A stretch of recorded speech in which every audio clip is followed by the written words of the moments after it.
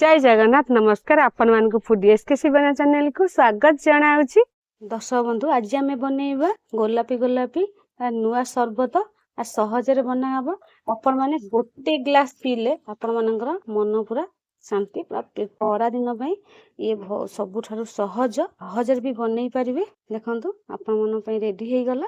आपण समस्त एंती बनइबे आ रेसिपीटा प्रथम शेष पर्यंत देखंतु मु केमती बनाउची। चलंतु आमे बनइबा। सब बंधु 2 केजी नहीं जाइला तरबुज आमे प्रथम काटी दबा। आपण माने जेतिकी बनेया कहथंती से अनुसार आमे तरबुजटा को काटी कि आमे बनइबा। देखंतु एंती आमे तरबुज नबा आ जो तरबुजटा नबे आपण माने देखिथबे तरबुज एंती गोटा नेला टिके एंती हल्दी कलर थेले आपण माने सेही तरबुजटा बाछि नेबे जानिबे ता भितर एंती लाल हेइतबो। एंती लाल हेइथिबा आमे गोटे तरबुज नबा आ चलंतु आमे गोटे फाळे रे बनेबा। गोटे फाळे आमे रखि दबा तापर आमे आ काटी दबा। आदो सब मंजी जेतिक आमे बाहर करदा। प्रथम देखंतु एमती आगो काटी देंगिरी आ मंजी जाक बाहर करदा। तापर आको आमे आ भितरे एमती गुंडो गुंडो करी काटिबा। एमती पाचिला टिके अधिक आमे तरबुजटा नबा। केते कम समय बनिबो आ गोटे ग्लास आपण माने पीले आपनकर मन शांति हो जा सहजरे बना होजे। एमती आमे भल से काट दबा। आ जो मंजी एमती लंबा से तरबुज ने आते मंजी न थाए मंजी जाक आमे बाहर कर दबा। दर्शक बंधु आमे जो तरबुजटा एमती पूरा गुंडो गुंडो काटिबा। ग्राइंडर जार पूरा गुंडो भी प्लेन हे जिवो सेति पई कि आमे एमती सब तक एमती गुंडो गुंडो काट दबा। आ ए जो धड़ा रे आको काट दबा। धड़ा अंश टिके नबा नै आमे एमती लाल अंश जेतिक इति सब नबा। मंजी तक भी सब बाहर कर दिया जाइछ। आ गोटे गोटे मंजी अछि सब तक बाहर कर दबा। दर्शक बंधु देखंतु गोटे ग्राइंडर जार नै जाइछि आमे सेतरे तरबुज जाक नै जिबा। रेसिपीटा को प्रथम रु शेष पर्यंत देखंतु स्किप करंतुनी। सहज रेसिपी जो गरम हो जे आपण माने गरम रे एमती जल्दी बनै गिर भी पिपरे आपण मन को ए रेसिपीटा केमती लागला कमेंट माध्यम रे जणाइबे। एमती आमे सब तक ग्राइंडर जार रे नै जिबा। आमे एथरे आमे कळा लूण नै जिबा आधा चमचा। कळा लूणटा नेले भलो स्वाद लागियो। तापर आमे चीनी नै जो आपण माने जेति की मिठा खाइयो चाहथांती सेही अनुसार चीनी नेबे।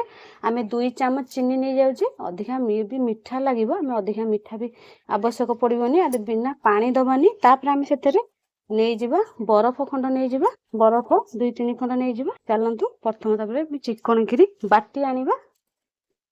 चिकन गिरी बाटी आनबे आमे कोन करबा गोटे पात्र को बाहर कर दो। आदर आपण मन पानी देंगी बाटीबेनी काइना आदर पानी थाए आदर पानी दबा पड़ेनी। आमे गोटे पात्र को एमती बाहर कर दबा। एमती जहा छी सब तक आमे एमती ग्राइंडर जार रे बाटी आनिबा। तापर आमे आको गोली दबा। देखंतु एमती बहळा बहळा रहइबो। आपण मन गोटे चा छणा किंबा गोटे जाली साजरे प्रथम आमे आको कोन करबा छाणी दबा। आ छाणी देले जो खदड़िया अंशरा जो अछि से सब बाहर जीवो आ पीबा को भी भलो लागिवो। आमे एथर कोन करबा गोलमरिच गुंड पके दबा। आपण मन जदि गोलमरिच गुंड पसंद न त आपण मन स्किप कर परंती। तापर आमे एंती भल से गोली दबा। माको छाणी देंची आपण मन न छाणी चाहतांती सिमती भी पी परंती। आदे भी टिके खदड़ा अंश नै चिकन गिरी बाटी ही जाईची। तापरे आमे ग्लास दीटा नबा ग्लास रे भरी दबा।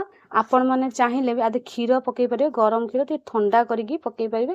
आदे छोटो छुआ खाइबे ना खीर टिके पसंद न सेति पे खीर पकोनी आपण समस्त पके परिबे। एमती आमे ग्लास रे सब तो भरी दबा। सब देखंतु सबुतरे भरा गेला। आमे एथरे आमे आइस पके दबा टिके ठंडा ठंडा लागिवो पीबा को भी भलो स्वादिया लागिवो। एमती सबुतरे दीटा ना भर दबा। देखंतु भरा हे गेला। दर्शक बंधु आपण मानन पई रेडी हे गला स्वादिष्ट सरबत। आपण माने समस्त बनै परिबे आ किछि भी कष्ट न बिल्कुल सहज। आ जो गरम हो जे गरम रे आपण माने एमती बनै कि पियंतु। आपण मानु केमती लागला गोटे कमेंट माध्यम जणाइबे। आपण मानन एमती भल पाइबा आसबार हेले एमती आपण माने अनेक अनेक नुआ नुआ रेसिपी नै कि आसीबे। वर्तमान रहूची जय जगन्नाथ नमस्कार धन्यवाद।